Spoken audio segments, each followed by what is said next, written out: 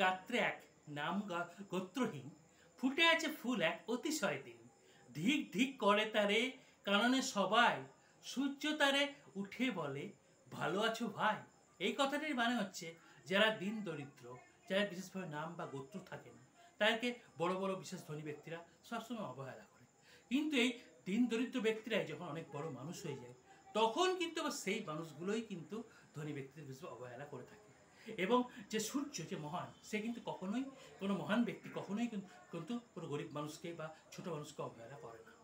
সেই বিষয়ে এবার সেই বিষয় নিয়ে একটি কবিতা, নাম গোত্রহীন এক ফুল। সেই নাম গোত্রহীন, আজ তার এসে গেছে সুখের দিন। সে আজ পেয়েছে কর্ম, তাই সবাই বুঝে তার মর্ম। সেই আজ করে ধিক ধিক, উঠে যায় সে চিকচিক।